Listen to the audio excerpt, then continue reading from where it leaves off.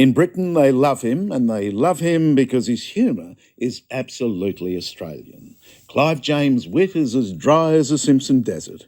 It's also very smart, at times very silly, but always he's very funny. Clive loves taking loves sending himself up, and it's made him one of England's most popular personalities. But unlike some expatriates, Clive James has never lost touch with where he came from. He passionately loves this country. You could call him our Patriot expatriate. Indeed, he's just been back working on a new project and revisiting some old haunts. It's a race down memory lane to a time when he was the Jack Brabham of Margaret Street in Cogra. Coming through. Oh, no, you're not. A Sydney suburb Clive James made famous simply by being born here. 50 years ago for Clive, this would have been deadly serious. Now it's just deadly. I'll bet you are, you.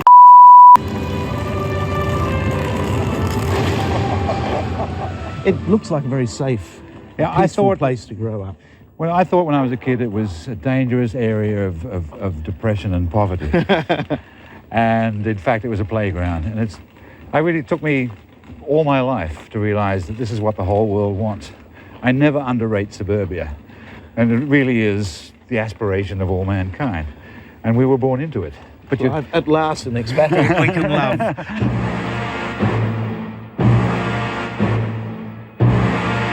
The transformation was dramatic. For years, Clive James has been one of Australia's best-known exports and one of the funniest men on British television. Finally, my fight scene was ready for a take. The camera rolled. I did everything right. Death, which I thought was marked by that understated authenticity, otherwise so lacking in Bollywood movies. I've lived a life that's full. And he's no one-trick wonder. He'll try anything once. He's a man of many lack of talents. With hands on fire from plucking barbed wire, I'm learning to play the guitar. Actually, despite appearances, Clive is a man of many, many talents. TV commentator, TV critic, a literary critic of considerable ability, journalist, humorist, novelist, autobiographer, poet, a lot of people don't know Ice that. skater, documentary maker, yeah. Astronaut. Intellectual and sometimes a clown. Well, it's a lot to try and do. It never occurred to me to restrict my activities until by the time somebody told me it was wrong, it was too late. I've got a feeling that it's happened to truly talented people like Leonardo da Vinci. I imagine someone leaned over Leonardo's shoulder and said, "You're spreading yourself thin, Leonardo." I like to take my aggressions out sometimes on a heavy bag. If you could just could you hold it back? Yeah. Clive does spread himself thin, like a sort of television Vegemite. The ingredients are particularly Australian: a sense of irony, a dry humour, and a love of taking. Got the Los Angeles Times critic. Oh. It may look like anarchy, but it's planned anarchy. Obsessively planned, and very often here at Rossini's Cafe in Sydney's Circular Quay, where Clive has planned most of his 30 books and numberless television programs. You got a helicopter? We can manage a helicopter. Get a helicopter. It pulls up and away. A little scene that shows my essential humility. Indeed, Clive had his own plans for the opening of this story. The wind blowing romantically through my flowing locks, and I do my Leonardo DiCaprio spread, and beside me there's this fluttering flag looking noble. But in the end, Clive's opening for our program ended up looking like a classic moment out of one of his. I think we should keep that in. I think we'll use it. Yeah, it might be wise to keep that in. Maybe that's better. It usually is, on the whole, I think, when you get out there and find something humiliating happening to you, to keep it in. It's a hallmark of Clive James' television programs that he makes a good living leaving in the bits that other people would edit out. Craig was visibly crushed by how fast I was recovering my old form, but eventually he said it was time for him to go off and win his race. I didn't think he was that good, considering he didn't do anything else all day except drive fast cars and fight sharks with his bare hands. Apparently the race he was in was taking place in New Zealand. That's a kind of idiocy I let myself in for deliberately in my postcard programs. And we do have ambitions that we long to fulfill, and we do secretly believe we could have been Iron Men. And it's inherently funny to have a go at it and prove that, no, you were wrong, you never could have been.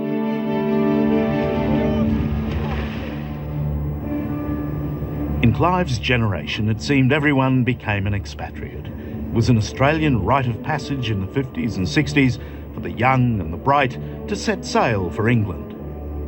It never occurred to me that I'd broken my ties with Australia. I never stopped feeling Australian, but of course you don't. And also you never stop feeling that you're a citizen of the world, that the world is your oyster too. It's quite possible to have both these things in mind. All the time that Clive was away, he never really left us. Deep in the archives of the State Library of New South Wales is the documented proof.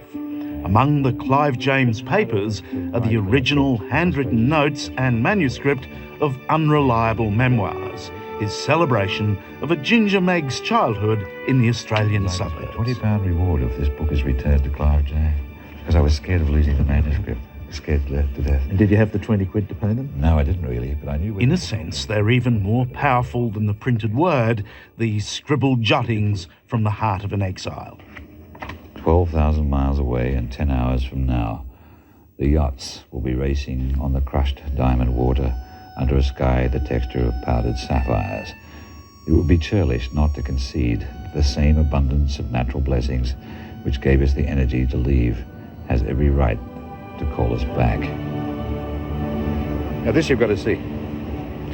Oh, it's you! At Circular Quay, almost at the very spot where 40 years ago young Clive James climbed aboard a ship for England, a clear sign of recognition that he is one of Australia's favourite sons.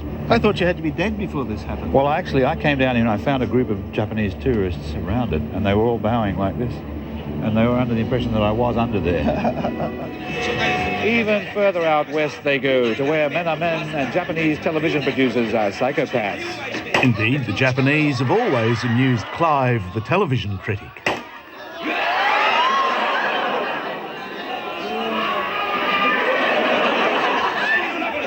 I saw the first footage of a game show called Endurance, and I thought it was one of the funniest things in the world.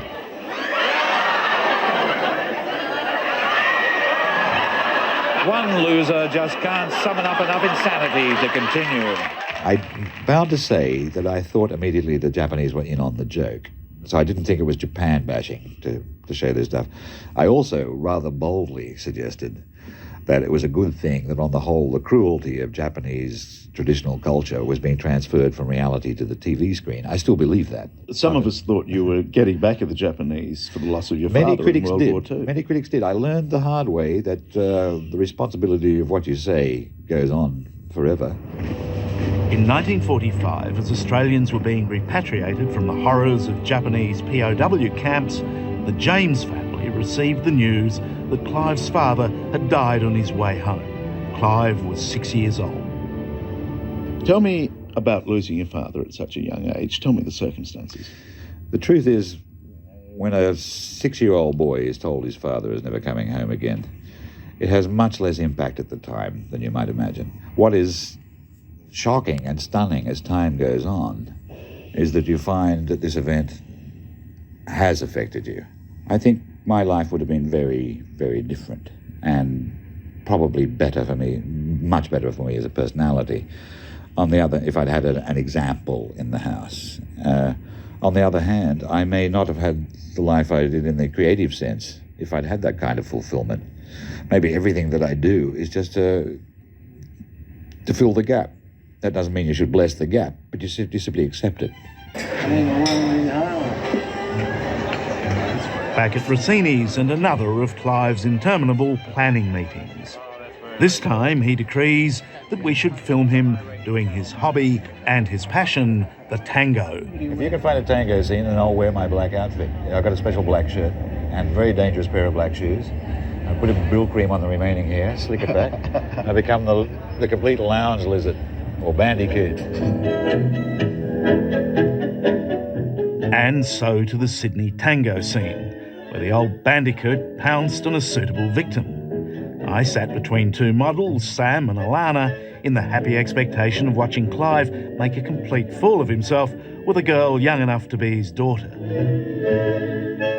He has very dainty feet, don't you think? Something like size 6 or 7, I believe. To everyone's surprise, he wasn't bad. In fact, he was good.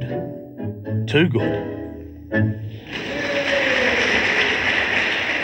You should give the tango a shot. You've got the physique for it.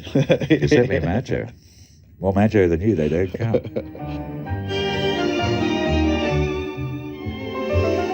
Of course, the tango is a famously macho dance, which fits almost too well into the television world of Clive James, where he is notoriously seen with an endless array of beautiful women. But his most remarkable dalliance was kept very quiet, a passionate but platonic relationship with Princess Diana, involving occasional lunches. For such a hardened old cynic, his infatuation was all the more confounding. The week she died, I wrote about her because there was nothing else to do. I was grief-stricken. And can you tell me what you wrote? What poured out onto the paper? I said I loved her, and it was true. I did. Love. Yes, and it was extremely, it was wide-ranging. She was beautiful. And then What did she see you as, a father figure? I'd like to think that she saw me as an incredibly thrusting, macho, Australian tango hairy dancer. Yeah. Unfortunately, I think she saw me as some sort of not very wise old uncle. But I think I made her laugh, and I understood her. I thought she was a flawed character. And she knew she was, and she knew I was. At 61 and comfortably at the top of his many professions, Clive can still surprise perhaps even himself. He's just turned down a $1.5 million contract with British commercial television in order to become an internet mini mogul. It's Mini Clive Live. And one day, this screen will be your TV screen anyway, and there'll be a TV show, and I'm going to be a pioneer. That's what I'm going to be. There was only one thing left to do before he hurtled off into cyberspace. If this really is Clive James' farewell to television, then we have to let him call his last shot. You're the master. We'll make it the billy cart. You could tango into the distance. You could even close your book in the library. Well, Which one do you favour? You'll be deciding, so there's no point in me suggesting. I've got a feeling that it's going to be the billy cart as we walk into the sunset, because that takes you back to childhood, and that's what my book was about, and I've got a feeling it's what my life was about.